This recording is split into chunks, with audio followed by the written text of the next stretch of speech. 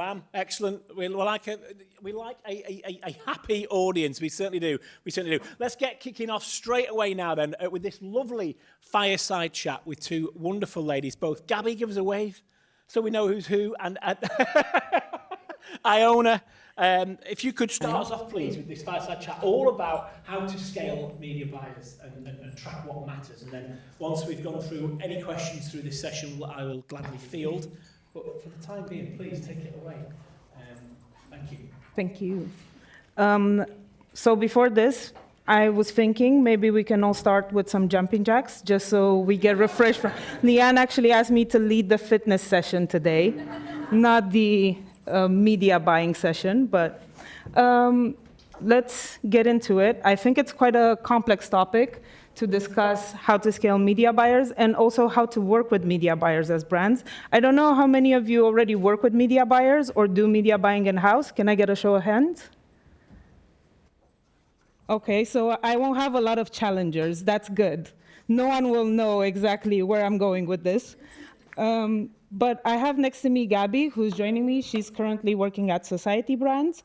She used to be at a media buying company in the past, and I'll let her take it away and introduce herself. Yes, as Joanna says, my name is Gabby, and I used to work in a media buying company. We were a native media buying team, and we spend about 1 to 2 million per month in media. Right now, I'm the affiliate manager at Society Brands, and we are an aggregator. So we own about 13 brands in the well and wellness, and I think that this gives a unique perspective on both sides, like what we need as media buyers, but also what we need on the brand side. And so I hope that I will be able to transfer all that knowledge to you all. Thank you. And to qualify myself a bit, I started in a sort of media buying role. I started my career in digital marketing doing user acquisition for mobile, usually for mobile games. And then I moved into an affiliate company doing media buying also for the gaming vertical, which was way more difficult than what I was doing before. And currently I work as head of publisher development in Europe for Everflow, overseeing all different types of affiliates, media buyers being some of them, and also my top performing affiliates currently. And I think media buying is actually a very good channel for growth for most brands, and also for brands when they are starting up. So what we try to do in this panel is to actually give you some actionable insights into what do you need to have set up before you actually start media buying or start working with external media buyers, and what you should think about as a brand. And to basically start here, I would like to also ask Gabby, what does she think she has to have in mind at this moment before approaching any media buyer to work with? So I think when brands are thinking to start getting media buyers, they need to make sure that they are ready, that they have the capacity to actually manage these people. You want to make sure that you have landing pages, that they are a fit to pay media, because it's not the same that is working for you internally and for your internal media buying team or an agency that what affiliates actually need. So you need to take in mind, at least from the perspective of a native media buying, like the demographics are different. It's normally older audiences, so you also have to take that in consideration. If you have like a younger audience in your in-house media buying, then it doesn't mean that doesn't work for native specifically or for other traffic sources, but then you need to make sure that you adequate those pages and that those angles to the needs of those the demographic where you are going to promote the products. Another thing is, do you have like the technical capacity? Like you need to set up the tracking properly, make sure that everything is working. Different affiliates and different type of media buyers, they need different setup. And so you need to, on the native side, for example, is quite easy. But then I know like some other type of media where you need a more advanced setup, and you need to be able to provide that to them at the beginning and make sure that everything's tracking, especially affiliates. We have very little time. We have many brands competing for our attention. On a normal day, for example, in my previous job, I will have 20 different companies every day, like reaching out to us. Hey, can you promote a product? Can you promote a product? Like, how is it going? Like, so who I'm going to prioritize? The ones that have that set up, the ones that I already have a relationship with, in many cases, people that I met in person in these type of events, versus just someone like randomly reaching out to me on LinkedIn or Telegram. So I think that that's also something to take in mind. Yeah. I'll second that. I feel like we've gotten a lot of points that we can touch on after. Also, please, the audience, feel free to ask us any questions if you have. It would be nice to have it interactive. I'll start from our favorite part, which is tracking, obviously, being with Everflow. So I think before you even think about sending traffic to any type of page or your website or talking to any external partner, you should have very well defined in mind what you are trying to achieve.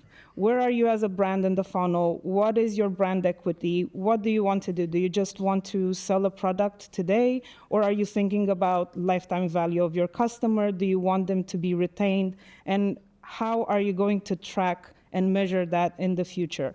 And indeed, what I see a lot of times on our side, for example, a lot of brands come in and they want to track only one very specific event, or they lack the full tracking capacity to actually test and optimize creatives or test and optimize funnels or even different traffic sources.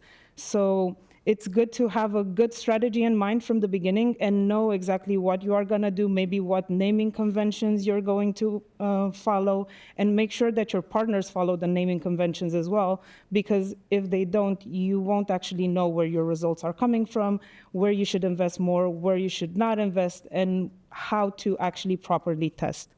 There are so many channels that you could use to media buy on, and so many different methods that you could actually employ. So Gabby mentioned native, which is quite a big channel, but you could also do Google media buying. You can also do programmatic, and so on. It's really important to know where your audience is, or what type of audience you want to test, and how are you going to measure the results that you get from that specific audience. I think there also is it's important to know what are your goals and then what are the finance goals and what they want to see on their end. And I'm talking on this from personal experience.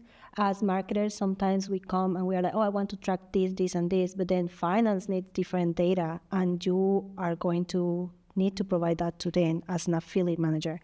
And then going back to the type of media that you are going to get, like, it's not the same native. So for example, in our case, native traffic can be very high quality. You don't get a lot of chargebacks, but then it's more limited, it's more expensive versus Facebook. And then, yeah, maybe someone on Facebook or Google is going to send you like crazy amounts of traffic, but like, what's the quality of that traffic versus someone with native traffic where it's smaller but very high quality? So I think that that's also something that you need to have in mind, like what type of traffic you are going to accept, and then what are you expecting from those specific channels. How do you qualify traffic quality in your case, for example? I think I see it a lot, well, in the pay media, because it's different from our in-house team, right? The chargebacks that we get, like, that's very important. Like, are you getting like fraud traffic, like from all these other sources, like native, the average order value as well? I have seen it, like, and it also depends of the traffic source itself, because we have native Taboola, native Outbrain, native order platforms, where in each one you will have a different average order value. And then, for example, I have seen it in some of the smaller platforms where the traffic has a higher or average order value versus like partners sending traffic from Taboola. But that's how it is. On Taboola, you have crazy scale. So it's just different. Yeah, it depends on what's the platform, what's the partner. But I will say average order value and chargebacks, that's what I look very into. There's also a lot of discussion usually with brands around how do you work with external media buyers to not actually compete with your internal media buying team.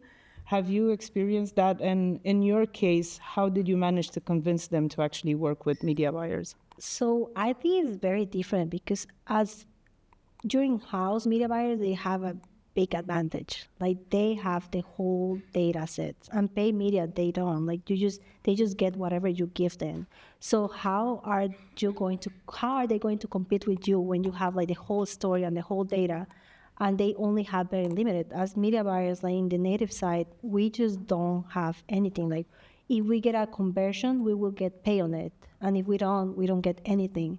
So versus during house media buying, they have everything, and then they actually can make money out of the traffic that the paid media is sending by retargeting and like very like nailing down that. So I think that that's something that they have to have in mind. And then also you can say, well, if you don't want them to use your own like during house angles, you can say that to them. And once that you build that relationship with affiliates, it's like, hey guys, like I can share this with you. Just use it as inspiration. Like these are the angles that are working for us, but then you need to come up with your own angles, but for you to know like this is working internally, so you can use it, inspire it, but don't copy it. And I think that that comes back to that relationship that all the previous speakers were talking about, like having that connection, like, hey, what is working? And not only in the sense like you providing to the media buyer, but the media buyer providing to you. I have seen in a case of a company that I work closely with, they had a product, they were using a very specific angle. Then we as media buyers, we develop our own angles. And then what is happening is that this company is actually using our angles for their internal media buying. So, like you can kind of come to that relationship. And it will always be win-win. Like I think as media buyers, we are always looking into making money because that's what will keep us in business, but also to have that relationship with the companies where we just don't promote an offer for 1 month and then it's burned. Like we want to have a partnership that it lasts for years, and then maybe that product stopped performing, but then once that company has another winning product, they will first come to us and say that, hey, I have this new one, like you should definitely test it. And then you can test it and maybe it will be a winning one, maybe it won't, but it's nice to have that relationship with a brand. And also on the brand side, I see it like a successful partnership will pay off so many times. Like when you build that relationship with the affiliate, they will come with angles to you. They will come with new things that they like. Like they say, oh, this is working for another brand. Like, can we test it? And then you as a brand, you can implement and build the landing pages based on those angles for them. So they will always appreciate that, and they will be loyal to you. I agree. I think you should always treat the partnership really like a business-to-business partnership, and have in mind that the partner that you're working with, in this case, media buyer, works on a way tougher margin because, as Gabi said, you can't really retarget. You don't really see the full LTV of the channel, or it depends on your payout structure, of course. But you also buy media usually on CPC or CPM, and then you have to work it back to a revenue share per sale model, depending on your campaign. Yeah. So you're always interested in actually getting the most out of your campaigns, out of your ads, and constantly testing and making sure that things are scaling and so on.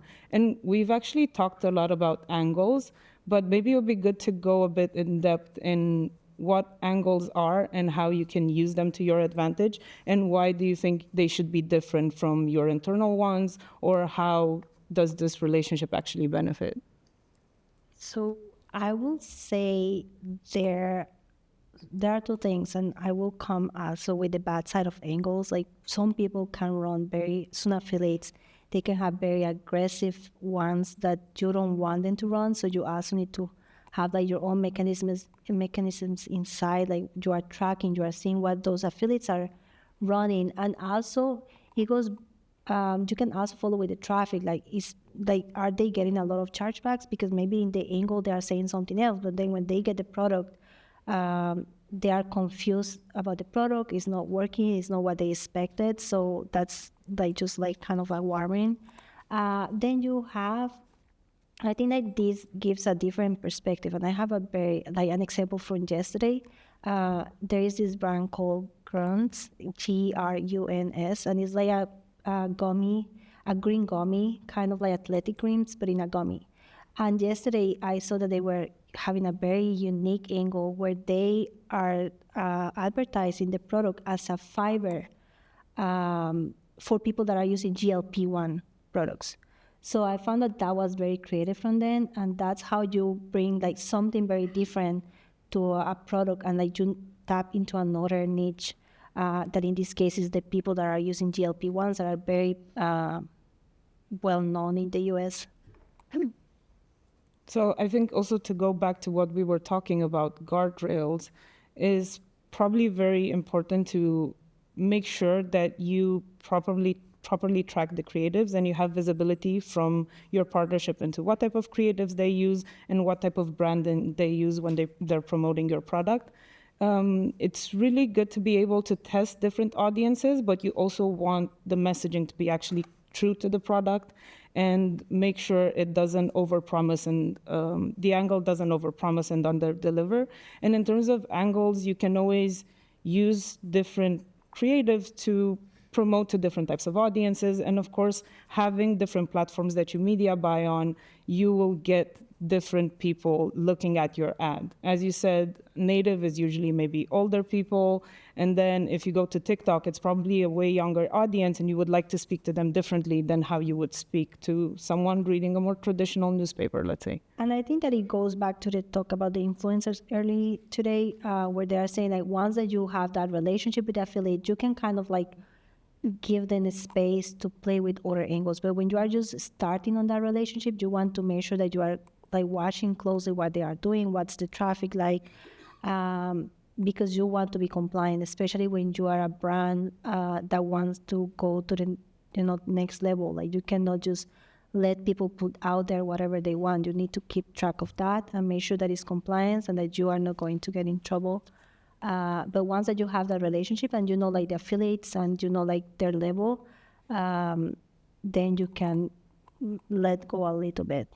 How do you generally make sure that that level of transparency is actually respected or that you have this visibility with your affiliates? Because it's nice we're really emphasizing the idea of relationships. Obviously, this is why we're all here, to create relationships and foster them.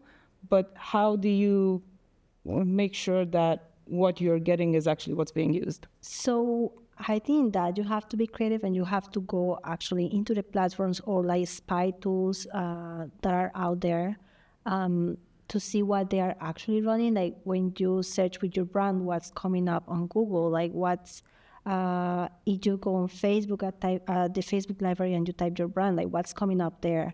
You want to make sure as affiliates also, that's on the brand side, but then as affiliate also we want the brand to understand we need to have something somehow more aggressive than what you are running because it's not the same type. Like you in-house, you can have that relationship. You are nurturing your lead, you are nurturing the client. They see you on Facebook, they see you on TikTok, they see you on all these platforms.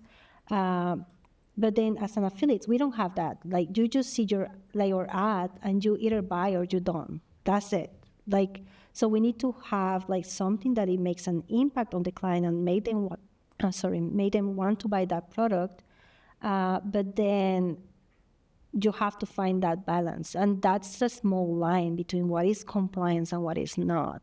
And so when you are experienced media buyer, you know how it is, you know where that line is. But then when you are starting, or maybe you are working on a new partnership with a new brand, you want to find that. And if you, as an affiliate manager, you go with your creatives to the legal department, they will tell you no to everything. I say it from experience. Like they normally don't understand like how paid media works and like how they need to. The creatives will be different, and so you have, as an affiliate manager, you have to also have that fight with your legal team, explaining them like, hey, look, if they just run this, like they won't get any money probably. Like we cannot just not allow a lot of things. Like we need to be a little bit permissive, have that line like, okay, you cannot say this, but then let go a little bit as well. So what you're saying is, more as an affiliate manager, you should be more of an advocate for your affiliates rather than simply sit brand side and make sure you dot every T and dot every I and cross every T. Yeah, you kind of have to advocate for the affiliate with your legal department, but also like make sure that the affiliates are running what they are telling you they are running as well, because that's a big one in the industry as well. It's always a fine balance, exactly. But we've talked a lot about compliance and basically how to make sure that everything is in order. I want to ask you, how do you think you can actually attract media buyers better? Because you mentioned that as media buyers, you're always very busy, brands always trying to get your attention. So how can you find media buyers, attract them, make them test your offers, your product, especially if you're just starting out, which is a really, really hard point to be at? That's a tricky one, especially when you are starting out and you are building your program. You want to be like to give them as much as you can. Like you want to give them like winning angles. You want to give them winning ads. You want to make sure that everything is working. And the way to get them to test is basically that. Like you come to them and hey, look, like this is ready. Like you can put this out tomorrow. We want to, as an affiliate, we want to test fast. We want to spend as little as we can to make sure that your offer converts. That's the game, you know. Like I have 20 brands like in line to test. Like how can I test 20 brands in one day or in 1 week? Like I would just whatever is the easiest that I can test. That's what we're going to prioritize. And then, well, I understand if we already have that relationship with one of your products are already like solid and it performed well for us, then that's a different story, no? Because you already have like that backing up like the brand. But when you are a new brand and you're coming to them, it's like either you have everything ready for them so they can start the traffic literally the next day. You can give warranty EPCs. That's a big one for some affiliates, as they don't want to spend a lot of money on brands that haven't been tested. And then if you have your internal media buying team, you can give them data from your internal like media buying, so then they can know what you are seeing there, and they can that can motivate them to test as well. Going back to our favorite topic, data, I think historical data works really well. Have you ever had a relationship with media buyers that tested something for you, for example? Let's say your internal media buying team either hasn't tested it or you don't have an internal media buying team. Do you see that as a possibility? And do you think, what do you think would be the cost in general for a small business? So on the brand side, we have had like our program is relatively new. So most of our offers, they haven't been tested by external media buyers. So that's where the relationship comes up. You know, like if you know this person, like I wasn't, and it goes back also to building relationships. Like if I don't have that relationship with those media buyers, like they will not trust me. I'm just another person trying to get their traffic. But when you build that relationship from different scenarios, then they will trust you and they will promote your offer. But let's suppose that you don't have that. So your options are like to give them as much data that you have, but if not, like to give them a test budget. That's what I found that works better, like just for them to feel comfortable. Yeah. Also, what I've seen a lot is affiliates really like when brands actually take their suggestions into account and implement them. So let's say maybe your payout is not competitive enough, which I know is a really big subject in the supplements industry because it's very, very competitive. Your affiliates can help you build out your strategy and tell you what payout you should use, maybe what type of page you should use, because we've been talking a lot about media buying and direct response. That's very, very different from what you would have as a brand on your actual landing page. On a landing page for a media buyer that does, for example, Instagram or Facebook, you need the customer to be able to purchase in maybe 2 to 3 clicks. Usually your brand website is maybe a bit more involved and there's a user journey that takes a bit longer that will most likely not work for your external media buyers. Yeah. I think there you need to be transparent with the affiliates. Like they know what they are doing. If you tell them like, hey, for example, like in my case, this is a new offer, like we haven't tested yet, but like if you can test it, like I would appreciate it. Like this is the payout that we can give you. This is the conversion rates that we are seeing on these traffic sources. Even if the traffic source is different, they may be motivated to test. They need to see the page. They can come with suggestions for you, as you were saying. For example, a personal experience, like this native media buying team, they were promoting one of our pages of offers, and then we have it for Facebook, and it's a different format than on native. And so when I provide it to them, they're like, oh, this is not working well with native, but we will make our own based on that one that you gave us. And that works better for them. And so it's mostly about, give them what you can, and then also build a relationship so they feel that they can come to you and tell you like, hey, I want to do this. Are you okay with that? Because at the end, the brands need to approve, and it's a two-way relationship. Do you feel now, for you personally, because there's been a lot of discussion about how media buying is getting more expensive, especially with Google now being quite expensive compared to a few years ago, do you feel that that is impacting you and your day-to-day job? And how do you, as a brand affiliate manager now, navigate that when talking to media buyers? I think that that's affecting everything. Like I see it also native, like the CPMs like are crazy high.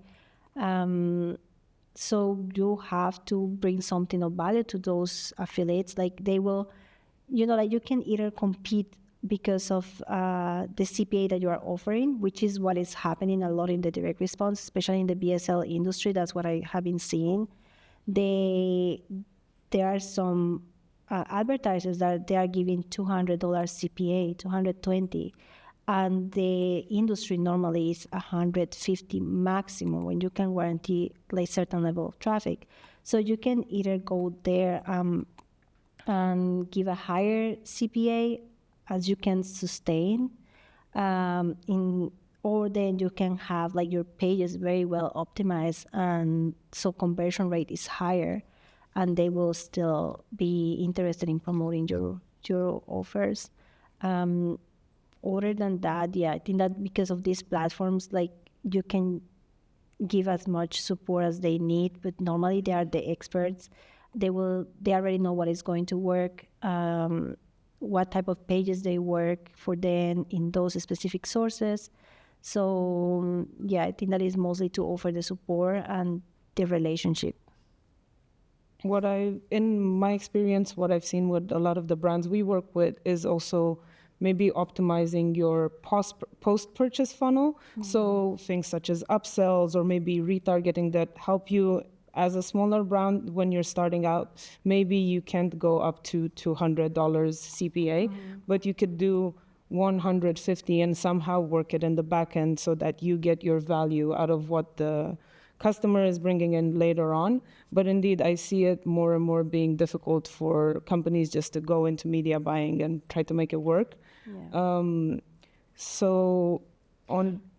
I think now that you mentioned that, and I have a very nice experience with a brand, a positive experience with a brand, where it doesn't matter, like the product is crushing it. This brand is doing, I don't know how many millions per month in revenue. It's a US brand, and they were kind of like struggling with the tariffs because everything that was happening in the US. And they managed to say, like, this is the best month we have ever had.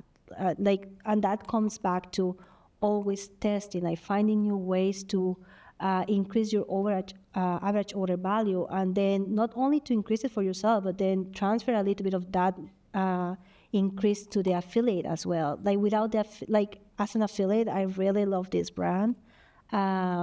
It's something that is some brand that I will look forward to replicate in my site as an affiliate manager.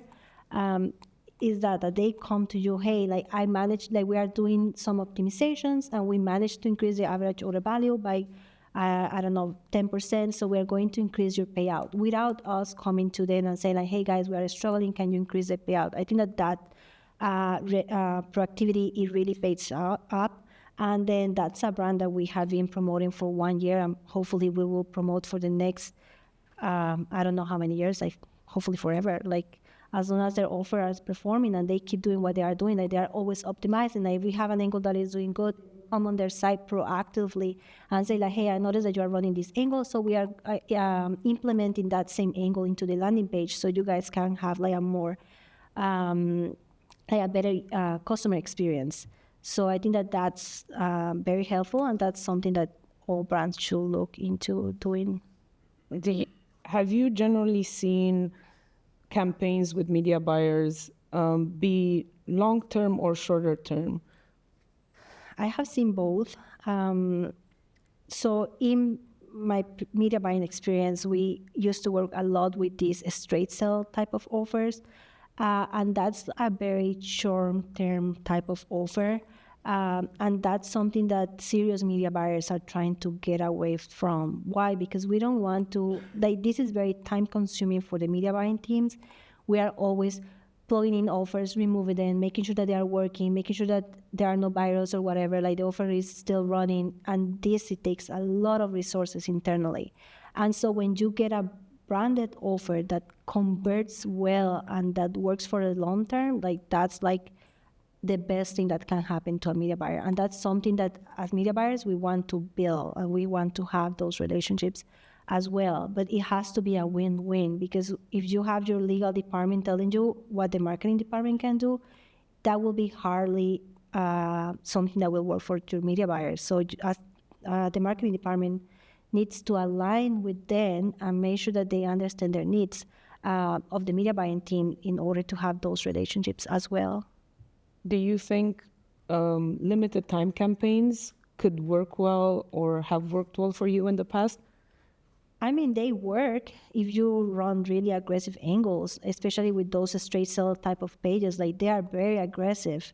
So that's going to work well. But then at what price? Because it's not a sustainable business. Like it's just a matter of numbers. It's like these huge Facebook Chinese media buying teams, for example, or like Russian media buying teams. Like they can get you a lot of traffic because they are always putting new Facebook pages, but at what price? Because eventually that won't be sustainable. Once that Facebook is killing as many pages as they can per day, and then these Chinese people, they are putting the double up, but eventually that won't be sustainable as a business model. So yeah, I think that that's something else too.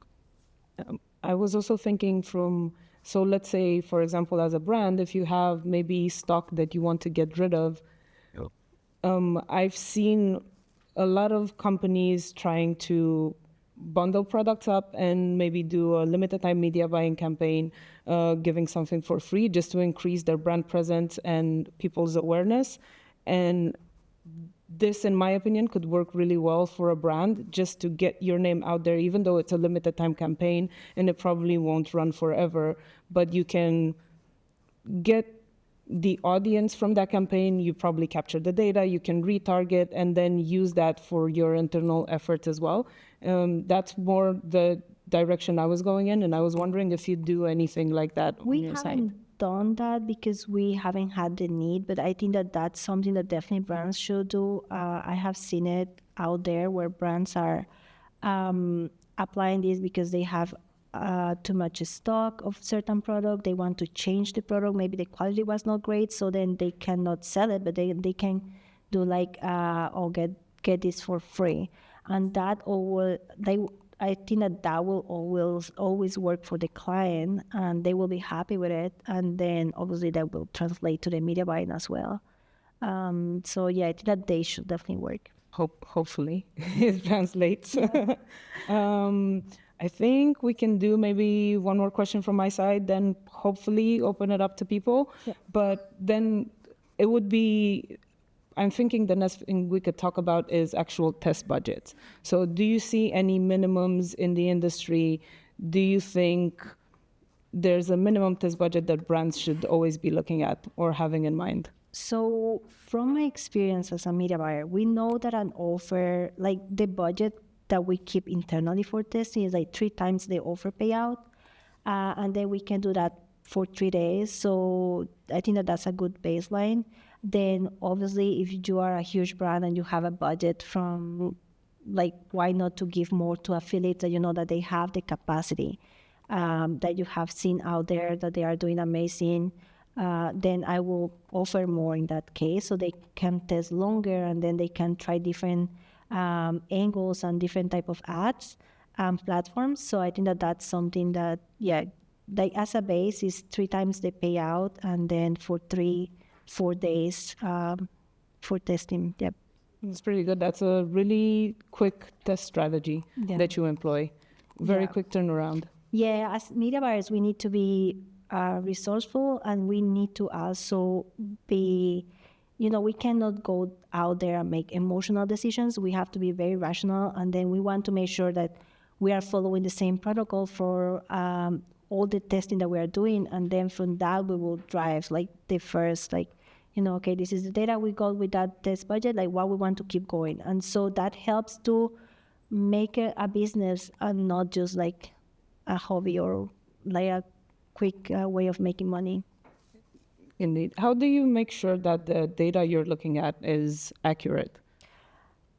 That goes to having the right tracking, like, and the right setup in both sides of the equation, right? Like as a media buyer, like for example, in Native, we get most of the data. In our case, we were using volume as a tracker, and so we will just pull in all the data like from the different platforms into volume, and then we will just break it down. In some cases, it's not, because we use different traffic sources, so it's not so easy to go and look into one, look into the other one, look into the other one. It's not scalable. So we put it all together there, and then we will look into each of the campaigns there. But then as a brand, I want to make sure that I'm pulling the right data into Everflow. In our case, we use Everflow, so to make sure that everything is tracking, that I'm getting all the data that I need, so I can make also the decisions of like, is this traffic worth it? Is it profitable? Or maybe not initially, but then with all the retargeting and everything, like the marketing efforts are paying off. So I think that that's very important to make sure that you are targeting properly. And this is actually great timing that we're talking about this, because we did launch quite a few media buying integrations in the past year. So now you can actually see the cost directly in Everflow. And what we're really trying to do is get all of the teams collaborating, so your affiliate team can actually collaborate with your internal media buying team, track everything in one place, have all the data at one glance, so when you need to give out your APC, for example, you can already look at it and know what your traffic is bringing in, what your data is doing, and so on. I found it like very helpful to go on Everflow and be able to see everything that I need in that one platform versus just going to Shopify, going to the other one. Like it's very easy, and when you have the right setup, it's very friendly. You can just get your report, and you will get everything that you need in one place, which on Shopify is not so friendly, at least in my opinion. So yeah, I think that's having the right setup is key there. Yeah, I think data segmentation is still a real problem, and when you work with so many different platforms, it's always going to be difficult to analyze it correctly. Mm-hmm. So I totally understand the pain there. I think we can wrap it up on this note. Good note for us. So if anyone has any questions, more than happy to answer. Yes, please. So question for Gabby or you. On the affiliate media buyer side, they're a lot harder to find than, let's say, a content site or a publisher where you can just go on the website, get their email, whatnot. Can you give some of the tips that a brand can use in order to find affiliate media buyers? Yeah. So in my previous job, like one of the things that I was doing, it was spying. So as a media buying, you are always doing a lot of spying to see, and we call it spying, but it's really like you want to see what everybody's running, what is running on Facebook that you can translate to your native platforms, like what is running on other platforms, and then what is running in your source. And so you have a spy tools specifically for that, but then something that really worked well for me in the side of like reaching out to brands or like reaching out to offers that I don't know who own them is the Whois domain. So basically you get the domain of the offer, you go to Whois, and then you send a message to them and that's very that really pays off for me many times, because that's going to normally like the person in charge of the administration of the offer.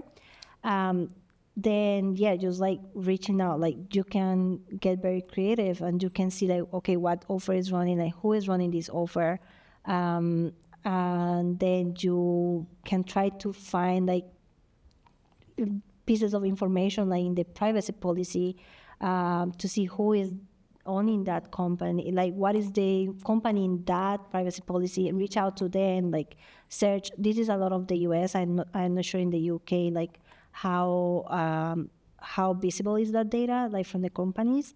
But yeah, like reaching out to them and then like finding names and going on LinkedIn, like reaching out to them. That's something that I have found that it works. And then very important, and I really love it, is the Everflow. I swear, like they don't pay me to say this, but I happily say it. Like their marketplace is amazing.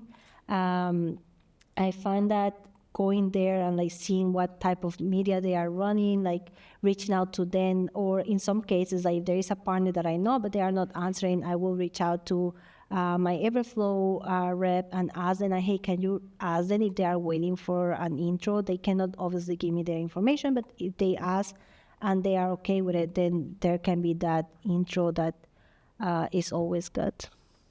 I have harder advice to follow, actually, but I think, and I have an anecdote for this, is just be a social butterfly and be friendly.